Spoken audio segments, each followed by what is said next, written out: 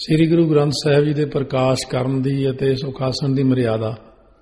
ਸਤਿਗੁਰਾਂ ਦੇ ਦਰਸ਼ਨ, ਦੂਸਰਾ ਸਤਿਗੁਰਾਂ ਨਾਲ ਬਚਨ ਕਰਨੇ, ਤੀਸਰਾ ਸਤਿਗੁਰਾਂ ਦਾ ਹੁਕਮ ਮੰਨਣਾ ਜੋ ਹੁਕਮ ਹੈ, ਚੌਥਾ ਸ੍ਰੀ ਮੁਖ ਵਾਕ, ਪੰਜਵਾਂ ਨਾਮ ਰੱਖਣਾ ਆਦਿਕ।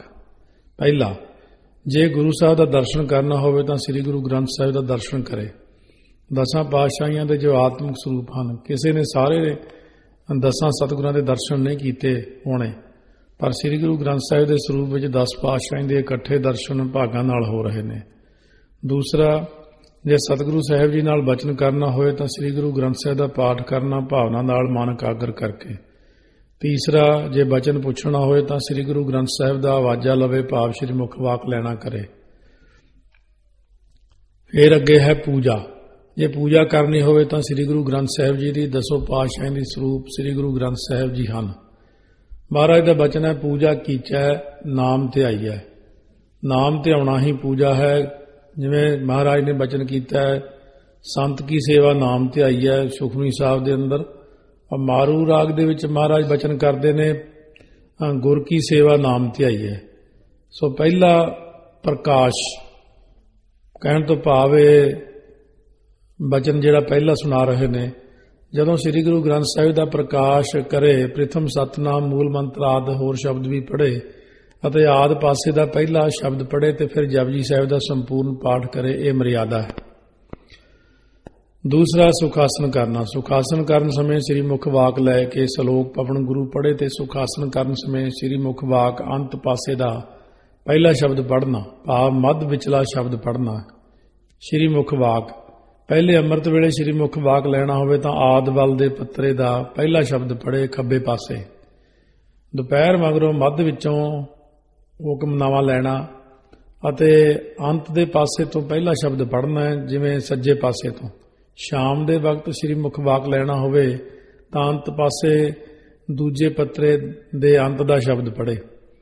ਨਾਮ ਰੱਖਣਾ। ਨਾਮ ਰੱਖਣਾ ਹੋਵੇ ਸ੍ਰੀ ਮੁਖ ਵਾਕ ਦਾ ਪਹਿਲਾ ਅੱਖਰ ਲੈ ਕੇ ਨਾਮ ਰੱਖਣਾ। ਭੁਜੰਗੀ ਦਾ ਨਾਮ ਸਿੰਘ ਰੱਖਣਾ ਤੇ ਬੀਬੀ ਦਾ ਨਾਮ ਕੌਰ ਦੇ ਨਾਲ ਰੱਖਣਾ। ਜੇ ਬਹੁਤੇ ਇਕੱਠ ਨਾਮ ਰੱਖਣੇ ਹੋਣ ਤਾਂ ਜਿਵੇਂ ਅੰਮ੍ਰਿਤ ਛਕਾਉਣ ਵਕਤ ਪਹਿਲੇ ਸਿੰਘ ਦਾ ਨਾਮ ਪਹਿਲੇ ਅੱਖਰ ਤੋਂ, ਦੂਜੇ ਸਿੰਘ ਦਾ ਨਾਮ ਦੂਜੇ ਅੱਖਰ ਤੋਂ ਆਦਿ ਇਸ ਪ੍ਰਕਾਰ ਰੱਖਣਾ ਹੈ। ਸੋ ਮੁੱਖ ਵਾਕ ਦੀ ਮਰਿਆਦਾ ਜਿਹੜੀ ਇੱਕ ਵਾਰ ਆਪਾਂ ਫੇਰ ਸ਼ਰਵਣ ਕਰ ਲਈਏ। ਜਿਵੇਂ ਆਪਾਂ ਪਹਿਲਾਂ ਸਰੂਪ ਦੇ ਉੱਤੋਂ ਰਮਾਲਾ ਉਤਾਰਦੇ ਹਾਂ, ਸੋ ਪਹਿਲਾਂ ਮੰਗਲ ਕਰਕੇ ਫਿਰ ਖੱਬੇ ਪਾਸੇ ਉੱਪਰਲੇ ਪਾਸੇ ਜੇ ਤਾਂ ਮੁੱਖ ਵਾਕ ਸ਼ੁਰੂ ਹੁੰਦਾ ਤਾਂ ਖੱਬੇ ਪਾਸੇ ਅੰਮ੍ਰਿਤ ਵੇਲੇ 12 ਵਜੇ ਤੋਂ ਪਹਿਲਾਂ ਉੱਪਰੋਂ ਮੁੱਖ ਵਾਕ ਲੈਣਾ ਤੇ ਜਦੋਂ ਦੁਪਹਿਰੇ ਦੇ 12 ਵਜੇ ਤੋਂ ਬਾਅਦ ਸ਼ਾਮ ਨੂੰ 4-5 ਵਜੇ ਤੱਕ ਫਿਰ ਸੱਜੇ ਪਾਸਿਓਂ, ਇੱਧਰਲੇ ਪਾਸਿਓਂ ਸੱਜੇ ਪਾਸਿਓਂ ਉੱਪਰੋਂ ਤੇ ਬਿਲਕੁਲ ਦੂਸਰੇ ਪਾਸੇ ਪੱਤਰਾ ਨਹੀਂ ਪਲਟਣਾ। ਖਿਆਲ ਕੀਤਾ ਜਾਂਦਾ ਇਸ ਪ੍ਰਕਾਰ ਕਿ ਉਦੋਂ ਮਹਾਰਾਜ ਦਾ ਵਿਸ਼ਰਾਮ ਦਾ ਸਮਾਂ ਹੁੰਦਾ ਹੈ। ਅਤੇ ਫਿਰ ਇਸੇ ਪ੍ਰਕਾਰ ਹੈ ਰਾਸ ਦੇ ਵਕਤ ਤੋਂ ਜੋ ਦੱਸਿਆ ਹੈ ਕਿ ਮੁੱਖ ਵਾਕ ਲੈਣਾ ਹੋਵੇ ਤਾਂ ਅੰਤ ਪਾਸੇ ਦੂਜੇ ਪੱਤਰੇ ਦੇ ਅੰਤ ਦਾ ਸ਼ਬਦ ਪੜ੍ਹੇ। ਤੇ ਇਸ ਤਰ੍ਹਾਂ ਦੇ ਨਾਲ ਸ੍ਰੀ ਮੁੱਖ ਵਾਕ ਲੈਣ ਦੀ ਮਰਿਆਦਾ ਟਕਸਾਲੀ ਸਿੰਘਾਂ ਤੋਂ ਸਿੱਖ ਲੈਣੀ ਚਾਹੀਦੀ ਹੈ। ਨਾਮ ਰੱਖਣਾ। ਨਾਮ ਰੱਖਣਾ ਹੋਵੇ ਸ੍ਰੀ ਮੁੱਖ ਵਾਕ ਦਾ ਪਹਿਲਾ ਅੱਖਰ ਜਿਵੇਂ ਦੱਸਿਆ ਹੈ, ਉਸ ਤੋਂ ਫਿਰ ਜੇ ਬਹੁਤੇ ਸਿੰਘ ਹੋਣ ਤਾਂ ਉਸ ਤੋਂ ਅਗਲਾ ਅੱਖਰ, ਉਸ ਤੋਂ ਅਗਲਾ ਅੱਖਰ।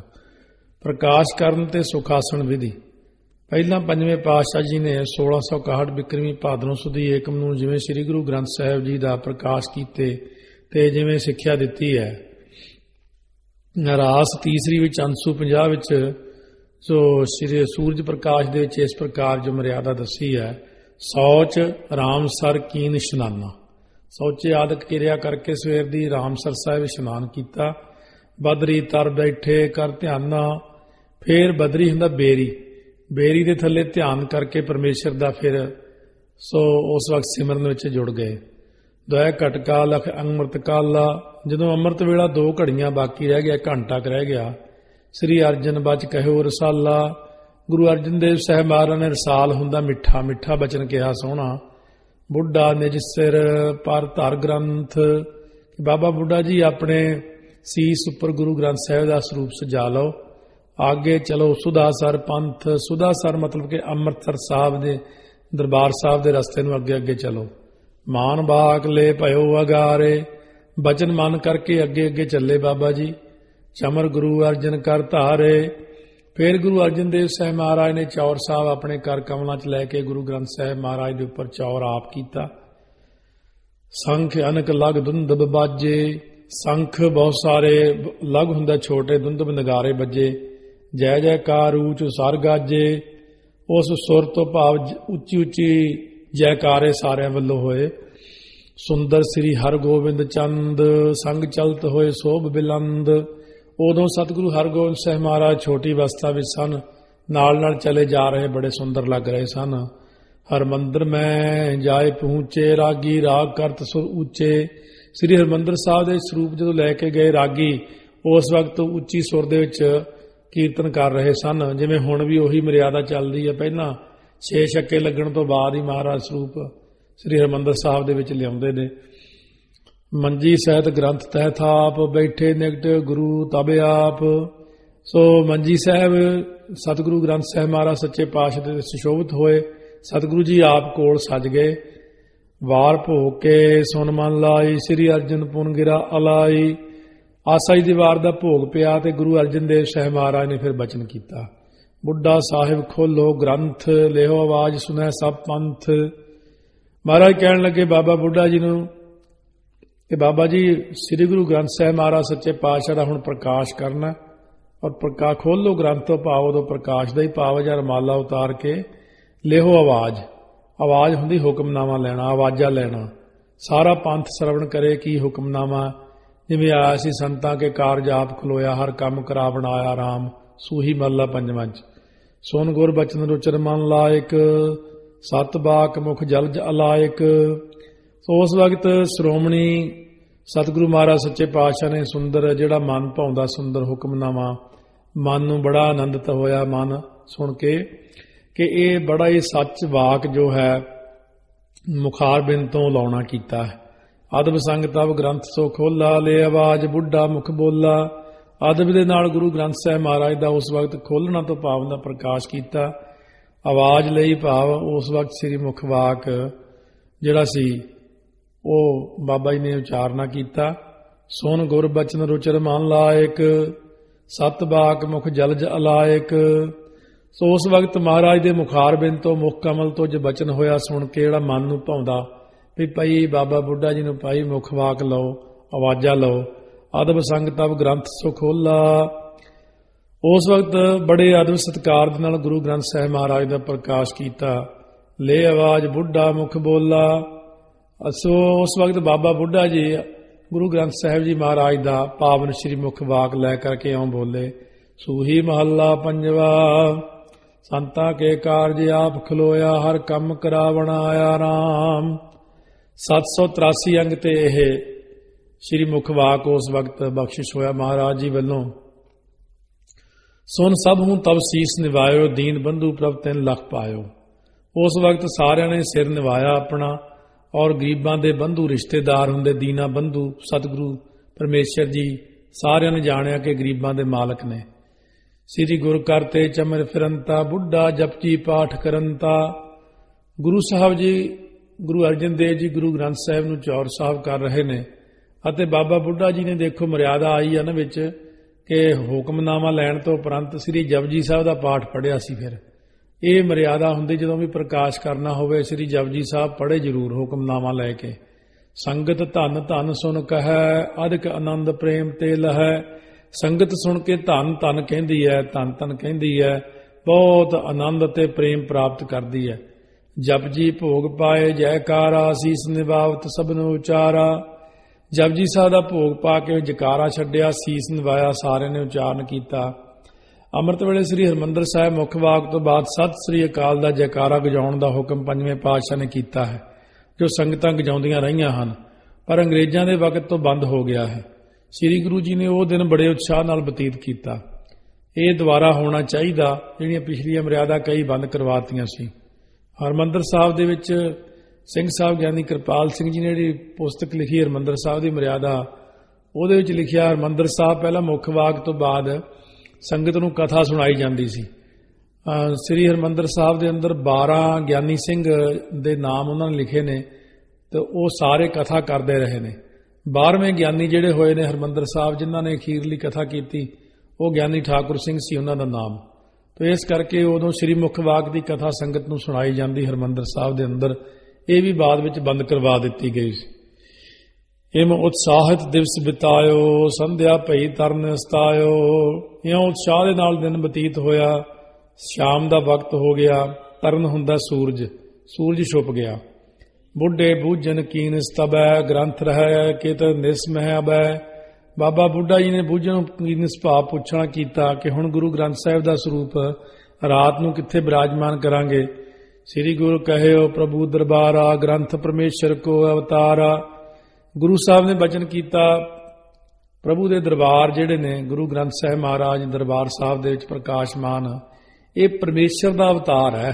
ਗ੍ਰੰਥ ਪਰਮੇਸ਼ਰ ਕੋ ਅਵਤਾਰਾ। ਡੇਢ ਜਾਮ ਜਾਮਨ ਜਬ ਜਾਏ, ਪਠੈ ਸੋਹਿਲਾ ਕੀਰਤਨ ਜਾਏ। ਡੇਢ ਪਹਿਰ ਜਦੋਂ ਰਾਤ ਹੋ ਜਾਵੇ ਸ਼ਾਮ ਤੋਂ ਬਾਅਦ, ਤਾਂ ਉਸ ਵਕਤ ਕੀਰਤਨ ਸੋਹਿਲਾ ਜਾ ਕੇ ਪੜ੍ਹਨਾ ਕੋਲੇ। ਬਹਰੋ ਲੈ ਜਾਵੋ ਸਵਾਰਾ, ਜਿਸ ਕੋਠਰੀ ਮੈਂ ਰਹਿਣ ਹਮਾਰਾ। ਮਹਾਰਾਜ ਨੇ ਬਚਨ ਕੀਤਾ, ਜਿੱਥੇ ਸਾਡਾ ਰਹਿਣ ਬਸੇਰਾ ਰਾਤ ਨੂੰ ਅਸੀਂ ਬਿਰਾਜਮਾਨ ਹੁੰਦੇ ਹਾਂ, ਕੋਠਾ ਸਾਹਿਬ ਸਥਾਨ ਸੀ। ਉਦੋਂ ਸ੍ਰੀ ਅਕਾਲ ਤਖਤ ਸਾਹਿਬ ਦੀ ਰਚਨਾ ਨਹੀਂ ਸੀ ਹੋਈ ਹਲੇ, ਉਹ ਰਚਨਾ ਹੁਣ ਵਿੱਚ ਹੀ ਹੈ ਸ੍ਰੀ ਅਕਾਲ ਤਖਤ ਸਾਹਿਬ ਦੇ। ਉੱਥੇ ਕਹਿੰਦੇ ਜਿੱਥੇ ਸਾਡਾ ਰਹਿਣ ਦਾ ਸਥਾਨ ਹੈ, ਤਹਾਂ ਨਿਵਾਸ ਕਰੋ ਜੁਤਮਾਨ, ਜਾਮ ਡੇਢ ਜਾਮਨ ਰਹਿਆਨ। ਉੱਥੇ ਲਿਜਾ ਕਰਕੇ ਬੜੇ ਮਾਣ ਆਦਰ ਸਤਿਕਾਰ ਨਾਲ ਨਿਵਾਸ ਕਰਨਾ। ਜਦੋਂ ਡੇਢ ਪਹਿਰ ਰਾਤ ਜਿਹੜੀ ਹੈ ਉਹ ਬਾਕੀ ਰਹਿ ਗਈ, ਸ੍ਰੀ ਹਰਿਮੰਦਰ ਤਬ ਹੈ ਸੁਨਾਨਹੁ, ਫਰਸ਼ ਅਨੇਕ ਭਾਂਤ ਕੇ ਠਾਨਹੁ। ਸ੍ਰੀ ਹਰਿਮੰਦਰ ਸਾਹਿਬ ਦਾ ਉਦੋਂ ਇਸ਼ਨਾਨ ਕਰਾਉਣਾ ਹੈ, ਤੇ ਫਰਸ਼ ਅਨੇਕ ਪ੍ਰਕਾਰ ਦੇ ਭਾਵ ਵਿਛਾਈਆਂ ਕਰਨੀਆਂ ਨੇ, ਵਿਛਾਉਣੀਆਂ ਨੇ। ਦੀਪਕ ਸਦਾ ਕ੍ਰਿਤ ਕੋ ਬਾਰੋ, ਜਾਮ ਨਿਸਾ ਜਬ ਰਹੀ ਨਿਹਾਰੋ। ਹਮੇਸ਼ਾ ਹੀ ਦੀਵਾ ਜਿਹੜਾ ਹੈ ਦੇਸੀ ਘਿਓ ਦਾ ਜਗਾਉਣਾ। ਜਾਮ ਨਿਸਾ ਜਬ ਰਹੀ ਨਿਹਾਰੋ, ਜਦੋਂ ਦੇਖੋ ਵੀ ਇੱਕ ਪਹਿਰ ਰਾਤ ਬਾਕੀ ਰਹਿ ਗਈ ਹੈ, ਭਾਵ ਸਵੇਰ ਦੇ 3 ਵਜੇ। ਡੇਢ ਪਹਿਰ ਦਾ ਮਤਲਬ 4.5 ਘੰਟੇ ਪਹਿਲਾਂ। ਰਾਗੀ ਆਸਾ ਵਾਰ ਸੋ ਗਾਵ ਹੈ, ਅਨਕ ਰਾਗ ਕੇ ਸ਼ਬਦ ਸੁਨਾਵ ਹੈ। ਰਾਗੀ ਆਸਾ ਦੀ ਵਾਰ ਗਾਉਣ ਤੇ ਅਨੇਕ ਪ੍ਰਕਾਰ ਦੇ ਹੋਰ ਵੀ ਸ਼ਬਦ ਲਾਉਣ। 2.25 ਘੰਟੇ ਲਗਭਗ ਲੱਗ ਜਾਂਦੇ ਹਰਿਮੰਦਰ ਸਾਹਿਬ ਆਸਾ ਦੀ ਵਾਰ ਨੂੰ। ਸੋ 10 ਦੀ ਡਿਊਟੀ ਸਹਿਕ ਰਾਗੀ ਵਜੋਂ 1983 ਚ ਉੱਥੇ ਰਹੀ ਆ। ਤੋ ਥੋੜਾ ਸਮਾਂ ਮਿਲਿਆ ਮਹਾਰਾਜ ਦੀ ਕਿਰਪਾ ਨਾਲ, ਸ੍ਰੀ ਅਕਾਲ ਤਖਤ ਸਾਹਿਬ ਤੇ ਆਸਾ ਦੀ ਵਾਰ ਵੀ ਲਾਉਂਦੇ ਰਹੇ। ਸਹਿਕ ਰਾਗੀ ਵਜੋਂ ਸੀ ਉਦੋਂ। ਦੁਐ ਕਟਕਾ ਜਾਮਨ ਰਹਿ ਜਬੈ, ਆਨੋ ਸ੍ਰੀ ਗ੍ਰੰਥ ਸਾਹਿਬ ਤਬੈ।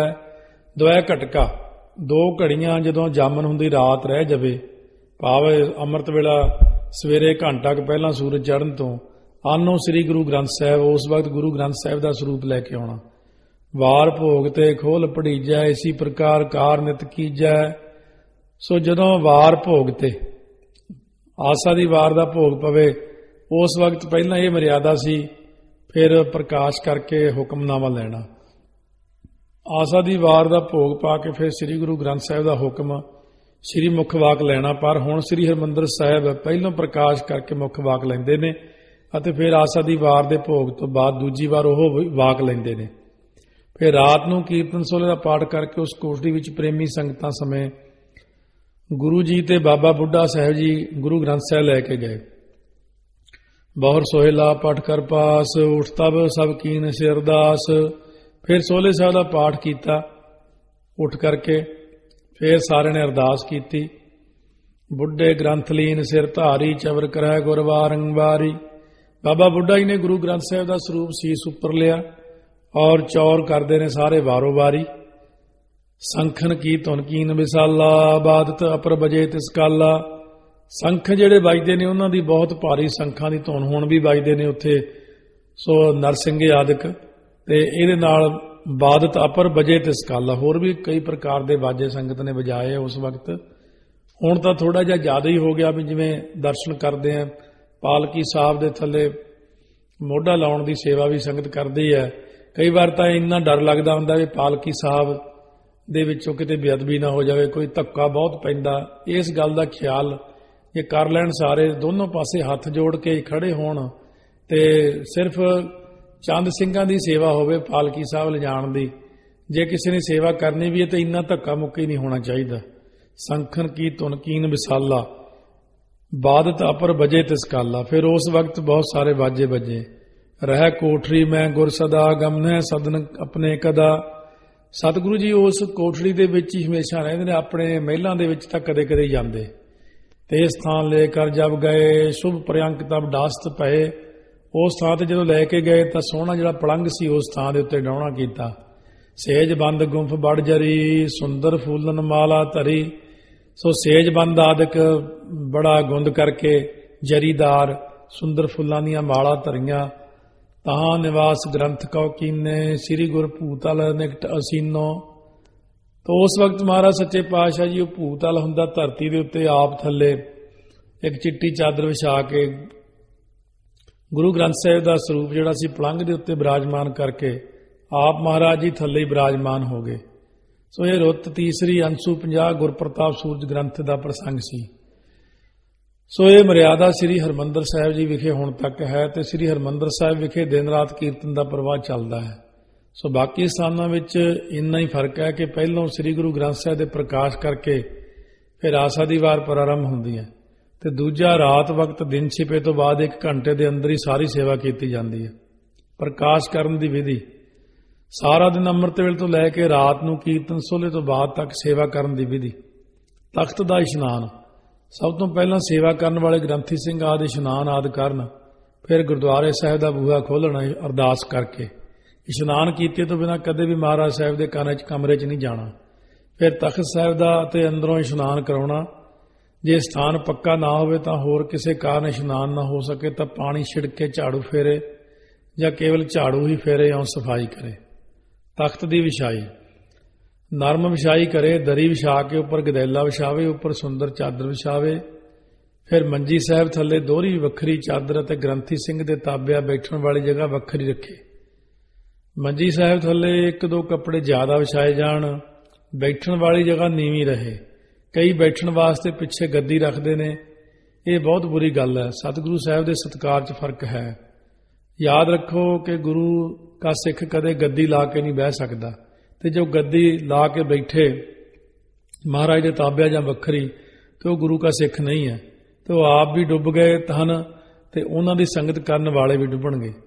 ਤਖਤ ਦੀ ਵਿਛਾਈ ਕਰਕੇ ਸਾਰੇ ਕਮਰੇ ਵਿੱਚ ਦਰੀਆਂ ਵਿਛਾਏ ਇੱਕੋ ਜਿਹੀਆਂ। ਸਿਰਫ ਕੀਰਤਨ ਤੇ ਕਥਾ ਦੇ ਸਤਿਕਾਰ ਵਾਸਤੇ ਦਰੀ ਉੱਤੇ ਹੋਰ ਕੱਪੜਾ ਵਿਛਾਉਣਾ ਜ਼ਰੂਰੀ ਹੈ, ਬਾਕੀ ਨਹੀਂ। ਵਿਛਾਈ ਮੰਜੀ ਸਾਹਿਬ ਸਾਰੀ ਵਿਛਾਈ ਝਾੜੇ ਪਹਿਲਾਂ। ਮੰਜੀ ਸਾਹਿਬ ਦੇ ਪੈਂਦ ਹੁੰਦੀ ਦੌਣ ਵਾਲੀ ਹੋਵੇ ਤਾਂ ਸਿਰਹਾਣੇ ਦਾ ਪਾਸਾ ਜਿਹੜਾ ਹੈ ਉਹ ਸ੍ਰੀ ਜਪਜੀ ਸਾਹਿਬ ਵਾਲੇ ਪਾਸੇ ਰੱਖੇ। ਫਿਰ ਹੋਰ ਛੋਟੀ ਦਰੀ ਮੰਜੀ ਸਾਹਿਬ ਉੱਪਰ ਵਿਛਾਏ ਤੇ ਉੱਤੇ ਗਦੈਲਾ, ਉਸ ਦੇ ਉੱਪਰ ਰੁਮਾਲਾ ਤੇ 3 ਸਿਰਹਾਣੇ ਤੇ ਹੋਰ ਉੱਪਰ ਵਾਸਤੇ ਰੁਮਾਲਾ ਪਾਸ ਰੱਖੇ। ਪਾਸੇ ਵਾਲੇ 2 ਵੱਡੇ ਸਿਰਹਾਣੇ ਸਰੂਪ ਤੋਂ ਘੱਟ ਲੰਮੇ ਨਹੀਂ ਹੋਣੇ ਚਾਹੀਦੇ। ਪਾਸ ਧੂਫ ਦਿਖਾਉਣੀ ਜ਼ਰੂਰ। ਧੂਫ ਦੀ ਮਰਿਆਦਾ ਕੱਲ ਦੱਸੀ ਸੀ ਕਿ ਕਿਹੜੀ ਕਿਹੜੀ ਸਮੱਗਰੀ ਧੂਫ ਦੇ ਵਿੱਚ ਪਾਉਣੀ ਹੈ। ਨਗਾਰਾ ਵਜਾਉਣਾ ਕਈ ਸੰਖ ਪੂਰਦੇ ਨੇ, ਗੁਰੂ ਘਰ ਵਿੱਚ ਨਗਾਰਾ ਵਜਾਉਂਦੇ ਹਨ ਤੇ ਸਰੂਪ ਲੈ ਜਾਣ ਵਕਤ ਘੜਿਆਲ ਵਰਤੀ ਜਾਂਦੀ ਹੈ। ਪ੍ਰਕਾਸ਼ ਕਰਨਾ ਫਿਰ ਅਰਦਾਸ ਕਰਕੇ ਮਹਾਰਾਜ ਦਾ ਸਰੂਪ ਪਲੰਘ ਤੋਂ ਲਿਆਂਦਾ ਜਾਏ। ਘੱਟ ਤੋਂ ਘੱਟ 5 ਸਿੰਘ ਸ਼ਬਦ ਪੜ੍ਹਦੇ ਹੋਏ ਚੌਰ ਕਰਦੇ ਪ੍ਰੇਮ ਸਤਿਕਾਰ ਨਾਲ ਮੰਜੀ ਸਾਹਿਬ ਤੇ ਲਿਆਉਣ। 1 ਸਿੰਘ ਚੌਰ ਕਰੀ ਜਾਏ ਤੇ ਗ੍ਰੰਥੀ ਸਿੰਘ ਆਦਿ ਸੇਵਾ ਕਰਨ। ਪਹਿਲਾਂ ਸਤਨਾਮ ਵਾਹਿਗੁਰੂ ਮੂਲ ਮੰਤਰ ਤੇ ਛਪੈ ਛੰਦ ਪਾਤਸ਼ਾਹੀ 10ਵੀਂ ਪੜ੍ਹ ਕੇ ਚੱਕਰ ਚੇਨ ਅਰ ਬਰਨ ਜਾਤ ਅਰ ਪਾਤ ਨਹਿੰਜੇ ਸੇਵਾ ਸ਼ੁਰੂ ਕਰਨੀ ਤੇ ਫਿਰ ਸੇਵਾ ਹੁੰਦੀ ਤੱਕ ਪ੍ਰਕਾਸ਼ ਹੁੰਦੇ ਤੱਕ ਦਰਸ਼ਨ ਦੇਖ ਜੀਵਾਂ ਗੁਰ ਤੇਰਾ ਆਦਿ ਸ਼ਬਦ ਪੜ੍ਹਦੇ ਰਹਿਣਾ। ਸੁਖਾਸਨ ਵਾਲੇ ਰੁਮਾਲੇ ਲਾ ਕੇ ਮਹਾਰਾਜ ਦੇ ਸਰੂਪ ਤੇ ਪਲਕ ਰੱਖ ਕੇ ਸਿਰ ਤੇ ਇੱਕ ਰੁਮਾਲਾ ਰੱਖ ਕੇ ਉੱਪਰ ਸਰੂਪ ਰੱਖੇ। ਫਿਰ ਸੁਖਾਸਨ ਵਾਲੇ ਰੁਮਾਲੇ ਚੰਗੀ ਤਰ੍ਹਾਂ ਮੰਜੀ ਸਾਹਿਬ ਉੱਤੇ ਸੇਵਾ ਕਰੇ, ਪਰ ਖਿਆਲ ਰੱਖਣਾ ਕਿ ਵੱਟ ਕਿਸੇ ਰੁਮਾਲੇ ਨਾ ਹੋਵੇ, ਨਾ ਸੁਖਾਸਨ ਵਾਲੇ ਨੂੰ, ਨਾ ਵਿਛਾਈ ਵਾਲੇ ਨੂੰ, ਨਾ ਉੱਪਰ ਵਾਲੇ ਨੂੰ। ਉੱਪਰ ਸਿਰਹਾਣੇ ਰੱਖੇ ਤੇ ਫਿਰ ਰੁਮਾਲਾ ਵਿਛਾਏ। ਫਿਰ ਅਦਬ ਨਾਲ ਪ੍ਰਕਾਸ਼ ਕਰਨਾ। ਦੋਵੇਂ ਪਲਕਾਂ ਲਾ ਕੇ ਉੱਪਰ 5 ਰੁਮਾਲੇ ਘੱਟੋ ਘੱਟ 2 ਜ਼ਰੂਰ ਹੋਣੇ ਚਾਹੀਦੇ। ਘੱਟੋ ਘੱਟ 5 ਨਹੀਂ ਤਾਂ ਘੱਟੋ ਘੱਟ 2 ਹਰ ਸਮੇਂ ਹੋਣ। ਗਰਮੀ ਹੋਵੇ ਤਾਂ ਪਤਲੇ, ਜੇ ਠੰਡ ਹੋਵੇ ਤਾਂ ਮੋਟੇ ਭਾਵ ਰੇਸ਼ਮੀ ਕੀਮਤੀ ਸੁੰਦਰ ਪਸ਼ਮੀਨੇ ਦੇ ਰੁਮਾਲੇ ਹੋਣ। ਫਿਰ ਹੇਠ ਲਿਖੇ ਸ਼ਲੋਕ ਪੜ੍ਹੇ। ਸੋ ਕਹੋ ਟਲ ਗੁਰ ਸੇਵੀਐ ਵਾਲਾ ਸ਼ਲੋਕ ਪੜ੍ਹੇ। 1392 ਅੰਗ ਤੇ ਹੋਵੇ ਸਿਫਤ ਖਸਮ ਦੀ ਨੂਰ ਅਰਸੋਂ ਕੁਰਸੋਂ ਝੱਟੀਏ ਵਾਲਾ ਸ਼ਲੋਕ ਪੜ੍ਹੇ। ਅੰਗ 967 ਤੇ ਸੱਜਣ ਸੱਚਾ ਪਾਤਸ਼ਾਹ ਸਿਰਸਾਂ ਦੇ ਸਾਹੋ 1426 ਅੰਗ ਤੇ। ਇਸ ਪ੍ਰਕਾਰ ਇਹਨਾਂ ਸ਼ਲੋਕਾਂ ਨੂੰ ਕੰਠ ਕਰ ਲਵੇ। ਸਾਰੀ ਸੰਗਤ ਨੂੰ ਵੈਸੇ ਅੱਜ ਕੱਲ੍ਹ ਕੰਠ ਹੀ ਹੈ ਸ਼ਲੋਕ। ਇਹ ਤਿੰਨੇ ਸ਼ਲੋਕ ਪੜ੍ਹ ਕੇ ਸ੍ਰੀ ਮੁਖ ਵਾਕ ਲਵੇ ਤੇ ਫਤਿਹ ਬੁਲਾਏ। ਫਿਰ ਸਾਰਾ ਜਪਜੀ ਸਾਹਿਬ ਪੜ੍ਹੇ ਤੇ ਫਤਿਹ ਬੁਲਾਏ। ਜੇ ਬਹੁਤੇ ਸਰੂਪ ਪ੍ਰਕਾਸ਼ ਕਰਨੇ ਹੋਣ ਤਾਂ ਪਹਿਲੇ ਤੇ ਸਾਰਾ ਜਪਜੀ ਸਾਹਿਬ ਪੜ੍ਹ ਲਵੇ ਅਤੇ ਬਾਕੀ ਹੋ ਸਕੇ ਤਾਂ ਜਪਜੀ ਸਾਹਿਬ ਪੜ੍ਹ ਲਵੇ, ਨਹੀਂ ਤਾਂ ਸਭ ਤੇ 5-5 ਪੌੜੀਆਂ ਤੇ ਸ਼ਲੋਕ ਪੜ੍ਹ ਲਵੇ। ਫਿਰ ਮਹਾਰਾਜ ਦੇ ਹਜ਼ੂਰ 5 ਬਾਣੀਆਂ ਦਾ ਨਿਤਨੇਮ ਕਰੇ, ਫਿਰ ਸੁਖਮਨੀ ਸਾਹਿਬ ਦਾ ਪ੍ਰੇਮ ਨਾਲ ਪਾਠ ਕਰੇ, ਫਿਰ ਆਸਾ ਦੀ ਵਾਰ ਦਾ ਕੀਰਤਨ ਕਰਨਾ। ਜੇ ਸਮਾਂ ਨਾ ਹੋਵੇ ਤਾਂ ਜਪਜੀ ਸਾਹਿਬ ਪੜ੍ਹ ਕੇ ਆਸਾ ਦੀ ਵਾਰ ਦਾ ਕੀਰਤਨ ਸ਼ੁਰੂ ਕਰ ਦੇਣਾ। ਬਾਣੀ ਪੜ੍ਹਦੇ ਤੇ ਕੀਰਤਨ ਕਰਦੇ ਸਮਝਣਾ ਕਿ ਮੈਂ ਸ੍ਰੀ ਗੁਰੂ ਗ੍ਰੰਥ ਸਾਹਿਬ ਨੂੰ ਸੁਣਾ ਰਿਹਾ ਹਾਂ। ਇਸ ਤਰ੍ਹਾਂ ਪ੍ਰੇਮ ਨਾਲ ਪੜ੍ਹੇ। ਵਾਰ ਦਾ ਭੋਗ ਪੈਣ ਤੇ ਅਰਦਾਸ ਕਰਕੇ ਕੜਾਹ ਪ੍ਰਸ਼ਾਦ ਵਰਤਾਉਣਾ। ਤਾਬਿਆ ਬੈਠਾ ਸਿੰਘ ਅਦਬ ਨਾਲ ਬੈਠੇ, ਪੈਰਾਂ ਨੂੰ, ਮੂੰਹ ਨੂੰ, ਮੁੱਛਾਂ ਆਦਿ ਨੂੰ ਹੱਥ ਨਾ ਲਾਵੇ। ਖੁਰਕ ਨਾ ਕਰੇ, ਖੁਰਕ ਕਰੇ ਤਾਂ ਪਰਨੇ ਨਾਲ ਖੁਰਕੇ। ਜੇ ਹੱਥ ਮੂੰਹ ਆਦਿ ਨੂੰ ਲੱਗ ਜਾਏ ਤਾਂ ਧੋ ਕੇ ਸ੍ਰੀ ਗੁਰੂ ਗ੍ਰੰਥ ਸਾਹਿਬ ਨੂੰ ਲਾਉਣਾ। ਇਸੇ ਤਰ੍ਹਾਂ ਹੀ ਬਾਣੀ ਦੀ ਪੋਥੀ ਆਦਿਕ ਦਾ ਵੀ ਸਤਿਕਾਰ ਕਰਨਾ। ਤਾਬਿਆ ਬੈਠਾ ਇਲਾਇਚੀ ਆਦਿਕ ਮੂੰਹ ਵਿੱਚ ਨਾ ਪਾਵੇ, ਜੀਵਨ ਉੱਚਾ ਹੋਵੇ। ਫਿਰ ਸਾਰਾ ਦਿਨ ਜਿੰਨੀ ਹੋ ਸਕੇ ਪ੍ਰੇਮ ਨਾਲ ਸੇਵਾ ਕਰੇ। ਰਹਿ ਰਾਸ। ਜਦੋਂ ਸ਼ਾਮ ਦਾ ਵਕਤ ਹੋਵੇ ਤਾਂ ਗੁਰਦੁਆਰੇ ਸ੍ਰੀ ਗੁਰੂ ਗ੍ਰੰਥ ਸਾਹਿਬ ਦੇ ਹਜ਼ੂਰ ਰਹਿ ਰਾਸ ਪੜ੍ਹਨੀ। ਜੇ ਹੋਰ ਕਿਤੇ ਵੀ ਪ੍ਰਕਾਸ਼ ਹੋਵੇ ਤਾਂ ਉੱਥੇ ਵੀ ਜ਼ਰੂਰ ਪ੍ਰੇਮ ਨਾਲ ਰਹਿ ਰਾਸ ਪੜ੍ਹਨੀ। ਸੁਖਾਸਨ ਕਰਨਾ। ਜਦੋਂ ਰਾਤ ਨੂੰ ਸੁਖਾਸਨ ਕਰਨ ਦਾ ਵੇਲਾ ਹੋਵੇ, ਸ੍ਰੀ ਮੁਖ ਵਾਕ ਲੈ ਕੇ ਸ਼ਲੋਕ ਪਵਨ ਗੁਰੂ ਪੜ੍ਹ ਕੇ ਤੇ ਸੰਤੋਖਣਾ ਸ਼ੁਰੂ ਕਰੋ। ਸੁਖਾਸਨ ਕਰਨ ਵਾਲੇ ਰੁਮਾਲੇ ਖੁੱਲੇ ਤੇ ਸੂਤੀ ਆਦਿਕ ਹੋਣ, ਜਿਨ੍ਹਾਂ ਵਿੱਚ ਚੰਗੀ ਤਰ੍ਹਾਂ ਸਥਾਪਨ ਕੀਤਾ ਜਾਵੇ। ਸੁਖਾਸਨ ਤੇ ਰੁਮਾਲੇ 5 ਹੋਣੇ ਚਾਹੀਦੇ ਨੇ, ਨਹੀਂ ਤਾਂ ਘੱਟੋ ਘੱਟ 2 ਤਾਂ ਜ਼ਰੂਰ ਹੋਣ। ਸੰਤੋਖਣਾ ਸ਼ੁਰੂ ਕਰਕੇ ਕੀਰਤਨ ਸੋਲੇ ਦਾ ਪਾਠ ਕਰੇ ਤੇ ਉੱਪਰਲੇ ਰੁਮਾਲੇ ਤਹਿ ਲਾ ਕੇ ਪ੍ਰੇਮ ਨਾਲ ਰੱਖੇ ਤੇ ਮੰਜੀ ਸਾਹਿਬ ਵਾਲੇ ਰੁਮਾਲੇ ਵੱਖਰੇ ਤਹਿ ਲਾ ਕੇ ਰੱਖੇ। ਸ੍ਰੀ ਹਰਿਮੰਦਰ ਸਾਹਿਬ ਹੁਣ ਵੀ ਇਸ ਤਰ੍ਹਾਂ ਹੀ ਹੁੰਦਾ। ਸੋ ਮਹਾਂਪੁਰਖਾਂ ਨੇ ਸਾਰੀ ਮਰਿਆਦਾ ਲਿਖੀ ਹੈ। ਜਦ ਜਿਹੜੇ ਵਿਰੋਧੀ ਨੇ, ਕਈ ਜਿਹੜੀਆਂ ਹੋਰ ਸੰਸਥਾਵਾਂ ਨੇ ਜਾਂ ਜਿਨ੍ਹਾਂ ਨੇ ਸਿਰਫ ਸਿੱਖੀ ਦੇ ਲੋਕਾਂ ਨੂੰ ਉਲਟੀ ਸਿਖਾਉਣਾ, ਉਹ ਪਹਿਲਾਂ ਇਹ ਪੋਥੀ ਨੂੰ ਪੜ੍ਹਦੇ ਨੇ। ਫਿਰ ਇਸ ਪੋਥੀ ਵਿੱਚੋਂ ਹੀ ਕਹੀ ਜਾਣਗੇ ਪੜ੍ਹ ਕੇ ਇੰਨੇ ਰੁਮਾਲਿਆਂ ਦੀ ਕੀ ਲੋੜ ਹੈ, ਇਹਦੀ ਕੀ ਲੋੜ ਹੈ। ਉਹ ਇਹਦੇ ਵਿੱਚ ਵੀ ਪੜ੍ਹ ਕੇ ਫਿਰ ਉਲਟ ਪ੍ਰਚਾਰ ਕਰਦੇ ਉਲਟ ਦਿਸ਼ਾ ਨੂੰ, ਤਾਂ ਕਿ ਲੋਕੀ ਇਹ ਪੜ੍ਹ ਕੇ ਮਰਿਆਦਾ ਨੂੰ ਕਮਾ ਨਾ ਸਕਣ। ਮਰਿਆਦਾ ਨਾਲੋਂ ਲੋਕਾਂ ਨੂੰ ਤੋੜਨਾ ਚਾਹੁੰਦੇ ਨੇ। ਇਹੋ ਜਿਹੇ ਸ਼ਰਾਰਤੀ ਲੋਕਾਂ ਤੋਂ ਜਾਂ ਇਹੋ ਜਿਹੇ ਜਿਹੜੇ ਬੇਮੁਖ ਲੋਕ ਨੇ ਉਹਨਾਂ ਤੋਂ ਸਾਵਧਾਨ ਰਹਿਣਾ। ਉਹਨਾਂ ਦੀ ਕੋਈ ਗੱਲ ਨਹੀਂ ਸੁਣਨੀ, ਜਿੰਨਾ ਮਰਜ਼ੀ ਬੋਲੀ ਜਾਣ। ਉਹ ਕਦੇ ਵੀ ਮਹਾਰਾਜ ਦੇ ਸਰੂਪ ਦੇ ਉੱਤੇ ਨਾ ਦੇਵੇ ਤੇ ਉਤਲੇ ਰੁਮਾਲੇ ਕਦੇ ਸਰੂਪ ਦੇ ਥੱਲੇ ਮੰਜੀ ਸਾਹਿਬ ਉੱਤੇ ਨਾ ਵਿਛਾਵੇ, ਕਿਉਂਕਿ ਮੰਜੀ ਸਾਹਿਬ ਵਾਲੇ ਰੁਮਾਲੇ ਵੱਖਰੇ ਤਹਿ ਲਾ ਕੇ ਰੱਖਣੇ ਆ। ਸੁਖਾਸਨ ਹੋਣ ਤੋਂ ਤੇ ਕੀਰਤਨ ਸੋਲੇ ਦੇ ਪਾਠ ਹੋਣ ਤੋਂ ਬਾਅਦ ਸੁਖਾਸਨ ਦੀ ਅਰਦਾਸ ਕਰਕੇ ਦੂਜੇ ਕਮਰੇ 'ਚ ਪਲੰਘ ਤੇ ਸੁਖਾਸਨ ਕਰੇ। ਸੁੰਦਰ ਪਲੰਘ ਸਤਿਗੁਰਾਂ ਵਾਸਤੇ ਬਣਾਉਣਾ ਚਾਹੀਦਾ। ਕਈ ਅਲਮਾਰੀ ਵਿੱਚ ਸੁਖਾਸਨ ਕਰਦੇ ਠੀਕ ਨਹੀਂ, ਕੋਈ ਟਰੰਕਾਂ 'ਚ ਰੱਖ ਦਿੰਦਾ, ਕਈ ਕਲੋਜ਼ਟ ਵਿੱਚ ਰੱਖਦੇ ਨੇ। ਕੈਨੇਡਾ ਤੋਂ ਇਹ ਜੇ ਆਏ ਸੀ, ਸੋ ਫੋਨ ਵੀ ਉੱਥੇ ਕਲੋਜ਼ਟ 'ਚ ਇੱਕ ਬੰਦਾ ਰੱਖਦਾ ਸਰੂਪ। ਮੈਂ ਕਿਹਾ ਉਹਨੂੰ ਜਾ ਕੇ ਸਮਝਾਓ ਵੀ ਜੇ ਸਰੂਪ ਰੱਖਣ ਦਾ ਸ਼ੌਂਕ ਹੈ ਤਾਂ ਫਿਰ ਉਨੀ ਮਰਿਆਦਾ ਪੂਰੀ ਕਰੋ। ਜੇ ਮਰਿਆਦਾ ਪੂਰੀ ਨਹੀਂ ਕਰ ਸਕਦੇ ਫਿਰ ਹਾਲ ਦੀ ਘੜੀ ਸਰੂਪ ਨਾ ਲੈ ਕੇ ਆਓ। ਫਿਰ ਸੈਂਚੀਆਂ ਰੱਖ ਲੈਣੀਆਂ ਘਰ ਵਿੱਚ ਚੰਗੀਆਂ ਹੁੰਦੀਆਂ। ਜਦੋਂ ਕੋਈ ਪੁਰਸ਼ ਅਲਮਾਰੀ ਵਿੱਚ ਨਹੀਂ ਸੌਂ ਸਕਦਾ, ਨਾ ਹੀ ਬੈਠ ਸਕਦਾ, ਤਾਂ ਅਕਾਲ ਪੁਰਖ ਦੇ ਸਰੂਪ ਸ੍ਰੀ ਗੁਰੂ ਗ੍ਰੰਥ ਸਾਹਿਬ ਨੂੰ ਕਿਉਂ ਅਲਮਾਰੀ ਵਿੱਚ ਸੁਖਾਸਨ ਕੀਤਾ ਜਾਵੇ। ਕਈ ਸਥਾਨਾਂ ਤੇ ਮਹਾਰਾਜ ਦਾ ਸਰੂਪ ਰਾਤ ਨੂੰ ਮੰਜੀ ਸਾਹਿਬ ਉੱਤੇ ਹੀ ਸੁਖਾਸਨ ਕੀਤਾ ਜਾਂਦਾ ਹੈ। ਇਹ ਵੀ ਠੀਕ ਨਹੀਂ। ਕੋਸ਼ਿਸ਼ ਕਰਕੇ ਛੇਤੀ ਤੋਂ ਛੇਤੀ ਮਹਾਰਾਜ ਸਾਹਿਬ ਦਾ ਪਲੰਘ ਤਿਆਰ ਕਰਨਾ ਚਾਹੀਦਾ। ਇਸੇ ਪ੍ਰਕਾਰ ਜਦੋਂ ਪਿਛਲੀ ਵਾਰ ਅਮਰੀਕਾ ਗਏ ਸੀ ਐਲਿਸ ਬ੍ਰਾਂਟੇ ਗੁਰੂ ਘਰ ਦੇ, ਤਾਂ ਉਸ ਵਕਤ ਸੰਗਤ ਘਰਾਂ ਵਿੱਚ ਜਾਂਦੀ ਇੱਕ ਪ੍ਰੇਮੀ ਨੂੰ ਬੇਨਤੀ ਕੀਤੀ ਵੀ ਪਲੰਘ ਜ਼ਰੂਰ ਤਿਆਰ ਕਰੋ, ਸੁਖਾਸਨ ਪੀੜਾ ਸਾਹਿਬ ਦੇ ਉੱਤੇ ਨਹੀਂ ਕਰਨਾ। ਉਹ ਪ੍ਰੇਮੀ ਨੇ ਝਟਪਟ ਹੀ ਸਾਰੀ ਆਰਡਰ ਕਰਕੇ ਤਿਆਰ ਕਰਵਾ ਕੇ ਪਲੰਘ ਮਹਾਰਾਜ ਦਾ ਤਿਆਰ ਕੀਤਾ। ਜਿਸ ਦਿਨ ਉਹਨਾਂ ਨੇ ਪਲੰਘ ਦੇ ਉੱਤੇ ਸਰੂਪ ਪ੍ਰਕਾਸ਼ ਕੀਤਾ, ਮਹਾਰਾਜ ਬਿਰਾਜਮਾਨ ਕੀਤਾ, ਮਹਾਰਾਜ ਦੀ ਇਹੀ ਜੀ ਬਖਸ਼ਿਸ਼ ਹੋਈ, ਉਹਨਾਂ ਤੇ ਅੰਮ੍ਰਿਤ ਵੇਲਾ ਵੀ ਮਿਲ ਗਿਆ। ਉਸੇ ਦਿਨ ਤੋਂ ਹੀ ਉਹਨਾਂ ਦੀ ਅਵਸਥਾ ਵੀ ਬਣਨੀ ਸ਼ੁਰੂ ਹੋ ਗਈ। ਹੁਣ ਉਹ ਚੰਗੀ ਉੱਚੀ ਅਵਸਥਾ ਦੇ ਮਾਲਕ ਬਣ ਗਏ। ਮੈਂ ਕਿਹਾ ਗੁਰੂ ਗ੍ਰੰਥ ਸਾਹਿਬ ਦੀ ਸੇਵਾ ਨਾ ਕਰਨੇ ਕਰਕੇ ਹੀ ਤੁਹਾਡਾ ਇਹ ਹਾਲ ਸੀ। ਫਿਰ ਹੁਣ ਸੇਵਾ ਸ਼ੁਰੂ ਕਰ ਦਿੱਤੀ ਚੰਗੇ ਢੰਗ ਨਾਲ, ਤਾਂ ਹੁਣ ਸਾਰੀ ਕਿਰਪਾ ਹੀ ਹੋ ਗਈ। ਮਹਾਰਾਜ ਦੀ ਸਿਮਰਨ ਵੀ ਸ਼ੁਰੂ ਹੋ ਗਿਆ, ਅੰਮ੍ਰਿਤ ਵੇਲਾ ਵੀ ਮਿਲ ਗਿਆ, ਦਰਸ਼ਨ ਵੀ ਹੋਣ ਲੱਗ ਪਏ। ਆਪਾਂ ਗੁਰੂ ਗ੍ਰੰਥ ਸਾਹਿਬ ਦਾ ਜਿੰਨਾ ਆਦਬ ਕਰਾਂਗੇ ਉਨੀ ਕਿਰਪਾ ਹੋਣੀ ਹੈ। ਸਿਆਣੇ ਨੇ ਕਿਹਾ ਜਿੰਨਾ ਗੁੜ ਪਾਓ ਉਨਾ ਹੀ ਮਿੱਠਾ ਹੁੰਦਾ।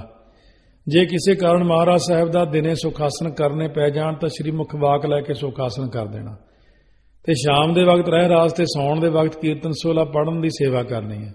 ਗਰਮੀ ਦੇ ਸਮੇਂ ਦਿਨੇ ਅਤੇ ਰਾਤ ਵਕਤ ਸ੍ਰੀ ਗੁਰੂ ਗ੍ਰੰਥ ਸਾਹਿਬ ਦੇ ਤਾਂ ਹੀ ਪੱਖਾ ਝੱਲਣਾ ਤੇ ਜਗ੍ਹਾ ਠੰਡੀ ਰੱਖਣੀ ਹੈ। ਸਰਦੀ ਦੇ ਵਕਤ ਗਰਮ ਰੁਮਾਲੇ ਉੱਪਰ ਦੇਣੇ, ਰਾਤ ਨੂੰ ਰਜਾਈ ਤੇ ਸੁੰਦਰ ਕੰਬਲ ਆਦਿ ਉੱਤੇ ਦੇਣੇ ਨੇ। ਸਾਰੀ ਸੇਵਾ ਪ੍ਰਤੱਖ ਸਰੂਪ ਸਮਝ ਕੇ ਕਰਨੀ, ਹੰਕਾਰ ਤੇ ਲਾਲਚ ਤੋਂ ਬਿਨਾਂ ਹੋ ਕੇ। ਦੋਨੋਂ ਵਕਤ ਲੰਗਰ ਤਿਆਰ ਕਰਕੇ ਸਤਿਗੁਰਾਂ ਨੂੰ ਭੋਗ ਲਵਾਉਣਾ ਵੀ ਜ਼ਰੂਰੀ ਹੈ। ਇਹ ਤਾਂ ਸੋ ਸਤਿਗੁਰੂ ਮਹਾਰਾਜ ਸੱਚੇ ਪਾਤਸ਼ਾਹ ਲਈ ਸੁਪਰੀਮ ਕੋਰਟ ਦਾ ਵੀ ਫੈਸਲਾ ਹੋ ਗਿਆ ਕਿ ਗੁਰੂ ਗ੍ਰੰਥ ਸਾਹਿਬ ਜਾਗਦੀ ਜੋਤ ਨੇ। ਇਹਨਾਂ ਨੂੰ ਜਿਸ ਪ੍ਰਕਾਰ ਤੋਂ ਆਮ ਇਹ ਇੱਕ ਪੁਸਤਕ ਨਹੀਂ ਸਮਝਣਾ ਚਾਹੀਦਾ। ਸੁਪਰੀਮ ਕੋਰਟ ਨੇ ਫੈਸਲਾ ਦਿੱਤਾ 2-3 ਸਾਲ ਪਹਿਲਾਂ। ਇਸ ਕਰਕੇ ਇਸ ਗੱਲ ਦਾ ਤਾਂ ਦੂਸਰੇ ਵੀ ਜਦੋਂ ਮੰਨਦੇ ਨੇ, ਆਪਾਂ ਤਾਂ ਪ੍ਰਤੱਖ ਹੁਕਮ ਹੈ, ਪ੍ਰਗਟ ਗੁਰਾਂ ਕੀ ਦੇਹ ਹੈ ਗੁਰੂ ਗ੍ਰੰਥ ਸਾਹਿਬ ਮਹਾਰਾਜ। ਅਰਦਾਸ ਸਾਧ ਸੰਗਤ ਜੀ, ਅਰਦਾਸ ਕੀਤੀ ਤਾਂ ਪੂਰੀ ਹੋ ਸਕਦੀ ਜੇ ਅੰਮ੍ਰਿਤਧਾਰੀ ਸਿੰਘ ਰਹਿਣੀ ਵਾਲਾ ਕਰੇ ਤੇ ਸ਼ੁੱਧ ਅਰਦਾਸ ਕਰੇ। ਕਈ ਗਲਤ ਤੇ ਅੱਖਰ ਬਦਲ ਕੇ ਆਪਣੀ ਮਰਜ਼ੀ ਨਾਲ ਕਰਦੇ ਨੇ, ਇਹ ਯੋਗ ਨਹੀਂ ਤੇ ਨਾਲੇ ਅਰਦਾਸ ਪੂਰੀ ਨਹੀਂ ਹੁੰਦੀ। ਜੋ ਅੱਖਰ ਮਹਾਰਾਜ ਨੇ ਉਚਾਰੇ ਹਨ ਉਹ ਉਸੇ ਤਰ੍ਹਾਂ ਹੀ ਬੋਲਣੇ ਚਾਹੀਦੇ ਨੇ ਤੇ ਬਾਕੀ ਦੇ ਵੀ ਗੁਰਮਤਿ ਅਨੁਸਾਰ ਬੋਲਣੇ ਚਾਹੀਦੇ ਹਨ ਤੇ ਹੱਥ ਜੋੜ ਕੇ ਅਰਦਾਸ ਵਿੱਚ ਖਲੋਣਾ ਚਾਹੀਦਾ ਹੈ। ਚੰਡੀ ਦੀ ਵਾਰ ਵਿੱਚ ਪਹਿਲੀ ਪੌੜੀ 10ਵੇਂ ਪਾਤਸ਼ਾਹ ਨੇ ਜਿਹੜੀ ਉਚਾਰਨ ਕੀਤੀ ਹੈ ਤੋ ਗਲ ਵਿੱਚ ਪੱਲਾ ਪਾ ਕੇ ਇਸ ਪ੍ਰਕਾਰ ਕਰਨੀ ਹੈ, ਇੱਕ ਓੰਕਾਰ ਸੇ ਵਾਹਿਗੁਰੂ ਜੀ ਕੀ ਫਤਿਹ ਹੈ। ਸੋ ਇਹ ਜਦੋਂ ਪੁਰਾਣੇ ਸਰੂਪਾਂ ਦੇ ਵਿੱਚ ਇੱਕ ਓੰਕਾਰ ਵਾਹਿਗੁਰੂ ਜੀ ਕੀ ਫਤਿਹ ਪਾਠ ਆਉਂਦਾ ਸੀ, ਹੌਲੀ ਹੌਲੀ ਇੱਕ ਓੰਕਾਰ ਸ੍ਰੀ ਵਾਹਿਗੁਰੂ ਜੀ ਕੀ ਫਤਿਹ ਲਾਉਣਾ ਸ਼ੁਰੂ ਕਰ ਦਿੱਤਾ। ਪਹਿਲਾਂ ਕੱਲਾ ਇੱਕ ਓੰਕਾਰ ਵਾਹਿਗੁਰੂ ਜੀ ਕੀ ਫਤਿਹ ਸ੍ਰੀ ਭਗਉਤੀ ਜੀ ਸਾਹਿਬ ਆਉਂਦਾ ਸੀ। ਵਾਰ ਸ੍ਰੀ ਭਗਉਤੀ ਜੀ ਕੀ ਪਾਤਸ਼ਾਹੀ 10ਵੀਂ ਇਹ ਵਿਚਾਰਨਯੋਗ ਚੀਜ਼ ਹੈ। ਪ੍ਰਿਥਮ ਭਗਉਤੀ ਸਿਮਰਕਾ ਗੁਰੂ ਨਾਨਕ ਲਈ ਧਿਆਏ, ਫਿਰ ਅੰਗਦ ਗੁਰ ਤੇ ਅਮਰਦਾਸ ਰਾਮਦਾਸ ਸਹਿ ਹੋਏ ਸਹਾਏ। ਅਰਜਨ ਹਰ ਗੋਬਿੰਦ ਨੋ ਸਿਮਰੋ ਸ੍ਰੀ ਹਰਿ ਰਾਏ, ਸ੍ਰੀ ਹਰਿ ਕ੍ਰਿਸ਼ਨ ਧਿਆਈਐ ਜਿਸ ਡਿਠੇ ਸਭ ਦੁਖ ਜਾਏ। ਤੇਗ ਬਹਾਦਰ ਸਿਮਰੀਐ ਘਰ ਨਾਉ ਨਿਦਾਵੈ, ਧਾਏ ਸਭ ਤਾਈ ਹੋਏ ਸਹਾਏ। ਕਈ ਸ੍ਰੀ ਭਗਉਤੀ ਨਹੀਂ ਪੜ੍ਹਦੇ, ਕਈ ਇਸ ਦੀ ਬਜਾਏ ਕੁਝ ਹੋਰ ਪੜ੍ਹਦੇ ਨੇ, ਕਈ ਵਿੱਚ ਪੌੜੀ ਪੜ੍ਹਦੇ ਨੇ, ਕਈ ਨੌਵੇਂ ਪਾਤਸ਼ਾਹ ਹਿੰਦੀ ਚਾਦਰਾਤ ਪੜ੍ਹ ਜਾਂਦੇ ਨੇ। ਇਹ ਠੀਕ ਨਹੀਂ, ਸਗੋਂ ਪਾਪ ਹੈ, ਕਿਉਂਕਿ 10ਵੇਂ ਪਾਤਸ਼ਾਹ ਦੀ ਸ੍ਰੀ ਮੁਖ ਵਾਕ ਬਾਣੀ ਜਿਵੇਂ ਉਚਾਰੀ ਇਸੇ ਤਰ੍ਹਾਂ ਹੀ ਪੜ੍ਹਨੀ ਚਾਹੀਦੀ ਆ, ਤਾਂ ਹੀ ਅਰਦਾਸ ਪੂਰੀ ਹੋਵੇਗੀ।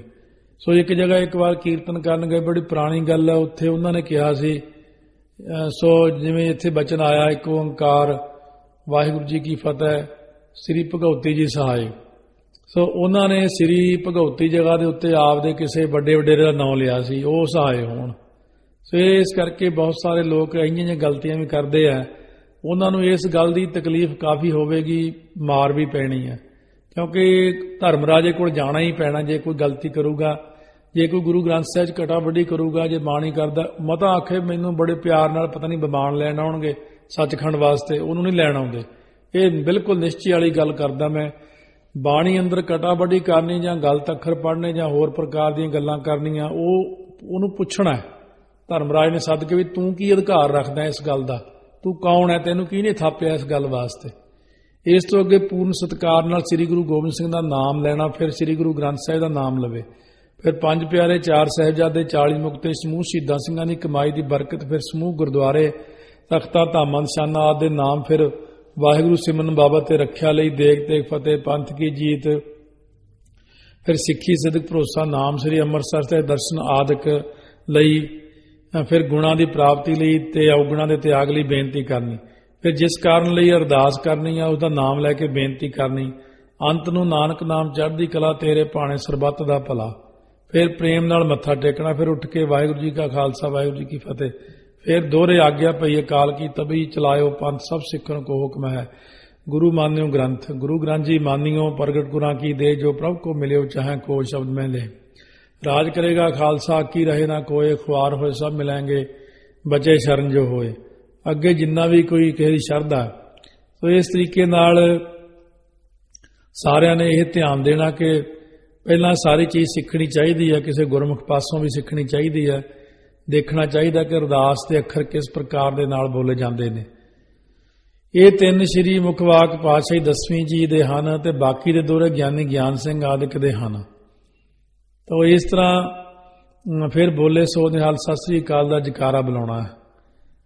ਨੋਟ ਕਹਿੰਦੇ ਅਰਦਾਸ ਕਰਨ ਲੱਗਿਆਂ ਤਾਬਿਆਂ ਵਾਲੇ ਗ੍ਰੰਥੀ ਸਿੰਘ ਰਾਗੀ ਸਿੰਘ ਭਾਵ ਸੰਗਤ ਨੇ ਹਜ਼ੂਰੀ ਵਿੱਚ ਅਦਬ ਨਾਲ ਭਾਵਨਾ ਸਤਿਕਾਰ ਨਾਲ ਮਨ ਇਕਾਗਰ ਗਲਾਂ ਵਿੱਚ ਪਰਨੇ ਪਾ ਕੇ ਦੋਵੇਂ ਹੱਥ ਚੰਗੀ ਤਰ੍ਹਾਂ ਜੋੜ ਕੇ ਉਂਗਲਾਂ ਸਿੱਧੀਆਂ ਰੱਖ ਕੇ ਸਿਰ ਨਿਵਾ ਕੇ ਦੋਹਾਂ ਲੱਤਾਂ ਤੇ ਇੱਕੋ ਜਿਹਾ ਭਾਰ ਹੋਵੇ, ਸਾਵਧਾਨ ਹੋ ਕੇ ਬੇਨਤੀ ਅਰਦਾਸ ਕਰਨੀ ਤੇ ਸੁਣਨੀ ਹੈ। ਤੇ ਅਰਦਾਸੀਆ ਸਿੰਘ ਵੀ ਰਹਿਤ ਵਾਲਾ ਇਸੇ ਤਰ੍ਹਾਂ ਹਜ਼ੂਰੀ ਵਿੱਚ ਸਾਹਮਣੇ ਖੜੋ ਕੇ ਮਨ ਇਕਾਗਰ ਕਰਕੇ ਅਰਦਾਸ ਕਰੇ। ਜਦੋਂ ਪਹਿਲੀ ਪਾਤਸ਼ਾਹ ਨਾਂ ਲਵੇ ਤੇ ਦੂਜੀ ਪਾਤਸ਼ਾਹ ਆਦਿ ਨਾਮ ਲਵੇ, ਉਸੇ ਸਤਿਗੁਰਾਂ ਦਾ ਨਾਲ ਨਾਲ ਧਿਆਨ ਵੀ ਕਰੇ। ਭਾਵਨਾ ਕਰੇ ਕਿ ਮਹਾਰਾਜ ਸਾਹਿਬ ਜੀ ਪ੍ਰਤੱਖ ਅਰਦਾਸ ਬੇਨਤੀ ਆਪ ਸੁਣ ਰਹੇ ਨੇ। ਅਰਦਾਸ ਬਾਹਲੀ ਲੰਮੀ ਨਹੀਂ ਹੋਣੀ ਚਾਹੀਦੀ, ਸੰਕੋਚਵੇਂ ਢੁਕਵੇਂ ਨਿਮਰਤਾ ਸ਼ਰਧਾ ਭਰੇ ਅੱਖਰ ਹੋਣ। ਮੱਥਾ ਟੇਕਣਾ, ਜਦੋਂ ਮੱਥਾ ਟੇਕੇ ਸ਼ਰਧਾ ਤੇ ਪ੍ਰੇਮ ਨਾਲ ਟੇਕੇ, ਸਤਿਗੁਰਾਂ ਨੂੰ ਪ੍ਰਤੱਖ ਸਮਝ ਕੇ ਮੱਥਾ ਧਰਤੀ ਦੇ ਉੱਤੇ ਲੱਗ ਜਾਵੇ ਤੇ ਦੋਵਾਂ ਹੱਥਾਂ ਦੀਆਂ ਤਲੀਆਂ ਹੇਠਾਂ ਨੂੰ ਕਰਕੇ ਆਪਣੇ ਸਿਰ ਦੇ ਦੋਹੀਂ ਪਾਸੇ ਧਰਤੀ ਤੇ ਰੱਖੇ। ਭਾਵਨਾ ਇਹ ਹੋਵੇ ਕਿ ਮੇਰਾ ਮੱਥਾ ਸਤਿਗੁਰਾਂ ਦੇ ਚਰਨ ਕਮਲਾਂ ਤੇ ਹੈ ਤੇ ਦੋਵੇਂ ਹੱਥ ਵੀ ਚਰਨਾਂ ਤੇ ਰੱਖੇ।